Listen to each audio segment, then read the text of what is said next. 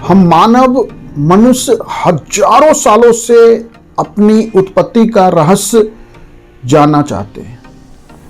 हम मानव का इतिहास 30 लाख सालों से अधिक का है, जब माना जाता है कि मानव इस पृथ्वी पे आया। उन 30 लाख सालों में पिछले कई हजार सालों का जो इतिहास है हमारा, उसमें हम अपनी उत्पत्ति की, हम कहां से आए, हम कौन हैं, हमारे जीवन का उद्देश्य क्या है, इस जानने की खोज में, इस जानने की कोशिश में मानवता लगी हुई है। क्यों? मानव क्यों जानना चाहता है? हम क्यों जानना चाहते हैं? आप देखिए कि इसी जानने के सवाल से कि हमारा डेवलप ब्रेन है, हम जिज्ञासु हैं, हमारा इमोशंस सबसे स्ट्रांग है, जो भी आप इनमें से कारण को महत्वपूर्ण माने, लेकिन मानव, हम ये स्पष्ट रूप से नहीं कह सकते कि इस पृथ्वी के दूसरे जो प्रकार के जीवन हैं उनमें कोई ऐसा और जीवन चाहता है, नहीं चाहता।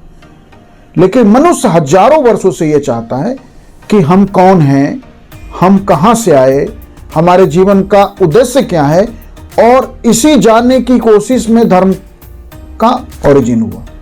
कि जो हम जानना चाहते हैं कि हम कौन हैं, हम कहां से आए, और इसी सवाल का उत्तर देता हुआ सारा धर्म का ग्रंथ भरा पड़ा है। बाइबल की वो प्रसिद्ध कहानी कि गॉड के संतान गॉड की दुनिया में रहते थे और गॉड की दुनिया में सब कुछ सुंदर ही सुंदर था, मतलब वहां दुख नहीं है। ईश्वर की दुनिया में दुख नहीं है, इस पृथ्वी में दुख ही दुख है, या दुख और सुख दोनों के पल है। तो ईश्वर की दुनिया में, गॉड की दुनिया में उनके बच्चे रहते थे, जिसको एडम ईव नाम दिया गया, या उस नाम से जाना जाता है, हम जानते हैं। तो कहा जाता है कि गॉड मतलब कि गुड फोर्सेज और इविल मतलब शैतान के बीच का संघर्ष इस यूनिवर्स में तब से है जब से शायद ये यूनिवर्स है, ऐसी कहानियों में हम जानते हैं। इस संघर्ष में जीत अंततः हर बार गॉड की होती है, ईश्वरीय शक्ति बार बार जीतती है और शैतान बार बार हारता है। लेकिन निर्णायक जीत नहीं प्राप्त होती ईश्वरीय शक्ति को, और निर्णायक हार नहीं होती शैतान की। तो शैतान को भी जगह देनी पड़ी, माने हम शैतान को पूरी तरह खत्म नहीं कर सके ईश्वर। तो शैतान ने जब देखा कि वह ईश्वर को हरा नहीं पाता है, सारे एफर्ट के बाद भी, सारे प्रयत्न के बाद भी हरा नहीं पाता, तो उसने सोचा कुछ ऐसा करूं जिससे गॉड को दुखी किया जा सके। तो कहा जाता है शैतान ने खूब सुंदर सुंदर फलों के लगाए, सेब जैसे बहुत शानदार खूबसूरत से चमकदार फल थे। गॉड ने अपने बच्चों से, एडम और ईव से ये कहा था कि स्वर्ग में केवल सुख ही सुख है, लेकिन ये फल नहीं खाना है। लेकिन शैतान ने बहुत सारे प्रलोभन दिए एडम को कि ये तुमने फल खाया नहीं तो जीवन का अल्टीमेट मजा तो तुमने लिया ही नहीं। जीवन क्या है, जीवन कितना खूबसूरत है, कितना सुख में हो सकता है, ये वो तो फील करोगे जब इस फल को खाओगे। लेकिन उसने कहा नहीं, हमें पिता ने मना किया है, उसने मना कर दिया। और कहा जाता ईव ने वो फल उसके उन्हीं सारे प्रलोभनों में आके खा लिया। परिणाम हुआ कि दुख की दुनिया में, पृथ्वी पे हम गॉड के बच्चों को आना पड़ा। तो सारे धर्म, कहानियां अलग अलग तरह की है, लेकिन हर धर्म के पीछे का जो आधार है, हर धर्म के पीछे का जो एग्जिस्टेंस है रिलीजन का, वो क्या है? ईश्वर को जानने की इच्छा। इस जानने की इच्छा में हम कहां से आए, हम कौन हैं, और हमारी उत्पत्ति कहां से हुई, ये सवाल ही तो धर्म को लेके आया है। उसके धर्म के उत्पत्ति में इन सवालों के अलावा भी भारतीय संस्कृति या भारतीय दर्शन से या भारतीय ज्ञान परंपरा से हमें जानकारी मिलती है कि उसके पीछे जो हमारा भय था, प्राकृतिक शक्तियों के आगे, वर्षा, आंधी, तूफान, अग्नि, उस भय को भी हमने ईश्वर का रूप दिया, वो एक अलग धारा। लेकिन अंततः हमें यह लगा कि कोई और भी है जो हमारे अलावा एग्जिस्ट करता है या जिसके साथ हमारा कनेक्ट है, तो कोई और भी है जिसके साथ हमारा कनेक्ट है। इसी सोच से धर्म आया है और यही सोच हमें ईश्वर को जानने के लिए बार बार इंस्पायर करता है। इसलिए आप देखिए कि धर्म की ही एक धारा अध्यात्म, जिस फील्ड में महात्मा बुद्ध ने एक ऐसा शिखर छुआ, कहा जाता है कि मानवता के इतिहास में किसी ने भी उस शिखर को, उस ऊंचाई को किसी मानव ने हासिल नहीं किया, जिन मानव के इतिहास को इतिहास में स्थापित किया जा सकता है, एस्टेब्लिश किया जा सकता है, जिन्हें हम जानते हैं ऐतिहासिक रूप से बुद्ध के हाइट को। महावीर ने भी एक हाइट प्राप्त किया। गुरु नानक, कबीर, मीरा, रैदास, भारतीय परंपरा में भरे पड़े हैं लोग जिन्होंने ईश्वर को जाना या जानने के इतिहास को या इस यूनिवर्स को जो है उस लेवल तक, उस हाइट तक जाना है जहां आप कह सकते हैं कि वो लोग शायद गॉड के लेवल तक पहुंच गए।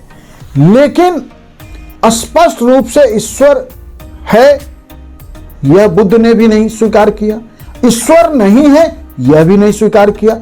मतलब बुद्ध ने ईश्वर के सवाल को, क्योंकि माना जाता है कि सबसे साइंटिफिक उत्तर, जिनके उत्तर को, जिनके कही गई बातों को आज भी झुटलाया नहीं जा सकता, उसमें बुद्ध है। लेकिन बुद्ध शायद इस सवाल का सबसे ज्यादा डिजर्विंग थे इस पृथ्वी पे, इस यूनिवर्स में, जिनका इतिहास एस्टेब्लिश है, जो यह बता सकते थे कि ईश्वर है या ईश्वर नहीं है। बुद्ध ने भी इस सवाल को टाल गए, उन्होंने इससे अधिक महत्वपूर्ण जीवन के दूसरे सवालों को माना। तो ईश्वर है ऐसा बताने वाले हजारों संत हैं, ईश्वर नहीं है ये बताने वाले भी बहुत सारे लोग हैं। लेकिन ये सवाल हमारे मन से, हम सभी लोगों के मन से जाता ही नहीं कि ईश्वर है या नहीं है, और हम जानना चाहते हैं। तो धर्म, अध्यात्म, हम साइंस में भी यह कोशिश कर रहे हैं कि इस यूनिवर्स की रचना कैसे हुई। दूसरे जो मानव के हमारे विकास की यात्रा में हमने दर्शन, फिलॉसफी डेवलप किया, हम फिलॉसफी में भी यही जानना चाहते हैं। हम कला की दुनिया में आगे बढ़े, हम वहां भी यही जानना चाहते हैं। तो इस पृथ्वी की उत्पत्ति कैसे हुई, साइंटिफिक थ्योरी से यदि देखें या साइंटिफिक अप्रोच से देखें, तो सब कुछ वो साइंस की थ्योरी से हुआ है और वो ग्रेजुअली इवॉल्व हुआ है, जो चार्ल्स डार्विन की थ्योरी है, थ्योरी ऑफ इवोल्यूशन का। अब ग्रेजुअली यदि इवोल्यूशन हुआ तो बहुत सारे लोग ये सवाल उठाते हैं कि कई लाख वर्षों का इतिहास हो गया हम मानव का, फिर हमारा इवोल्यूशन किसी और रूप में क्यों नहीं होता। होमोसेपियंस का इतिहास भी कई लाख सालों का होने वाला है, तो उसके पहले हमारे दूसरे, लेकिन उसमें एक बदलाव की श्रृंखला से होमोसेपियंस आए। तो ये सवाल आज तक स्पष्टता, यदि किसी व्यक्ति ने जाना है कि ईश्वर है, तो वो हम आपको समझा नहीं पाते ईश्वर है या नहीं है। और हम ईश्वर को जानने के लिए मंदिर, मस्जिद, गुरुद्वारे, चर्च, नहाने से लेके, गंगा स्नान से लेके, कुंभ से लेके सारी चीज करते रहते हैं, या तो ईश्वर से पाने के लिए। और ईश्वर से यदि हम कुछ मांग रहे हैं, हम कह रहे हैं हमें जॉब दे दो, हम कह रहे हैं हमें प्रेम में असफलता से मुक्ति दिला दो, हमें प्रेम दिला दो, हमारा विवाह करा दो, कुछ भी मांग रहे हैं, तो इसका मतलब, मांगने का मतलब है कि ये फेथ कहीं ना कहीं एग्जिस्ट कर रहा है कि गॉड है। यदि यह स्पष्ट हो जाए कि गॉड है नहीं, तो हम मांगेंगे क्यों। तो सारा जो मानवता है वह जो ये मानते हैं कि ईश्वर नहीं है, उनके अंदर भी कहीं ना कहीं सबकॉन्शियस में, अनकॉन्शियस में ये मौजूद है कि गॉड है। और ये सवाल मानव का एक ऐसा सवाल है, हजारों वर्षों का सवाल है, जिसका उत्तर कब आएगा, स्पष्ट उत्तर, जब हम कहें कि ना ईश्वर इस रूप में है, जब कोई भी बता सके। अब कहा जाता है कि यदि ईश्वर को जाना जा सकता है, ईश्वर को देखा जा सकता है, लेकिन वह स्वयं के अनुभव से, जो महात्मा बुद्ध ने कहा कि अपो दीपो भव, अपना रास्ता स्वयं बनाओ। तो यदि आप ईश्वर को जानना चाहते हैं तो अध्यात्म की दुनिया, मेडिटेशन की दुनिया यह एस्टेब्लिश करती है कि उसका रास्ता आपको खुद ढूंढना पड़ेगा, उस रास्ते पे आपको खुद चलना पड़ेगा। कोई आपका सारथी नहीं होगा कृष्ण की तरह, आप अर्जुन नहीं है, ये आप कुरुक्षेत्र के मैदान में नहीं है। तो ईश्वर के जाने की रास्ता या ईश्वर को जानने की रास्ता, ईश्वर को फील करने का रास्ता आपको खुद ही तय करना पड़ेगा, और तभी यह संभव है कि आप ये जान सकते हैं कि ईश्वर है या नहीं है। Thank you.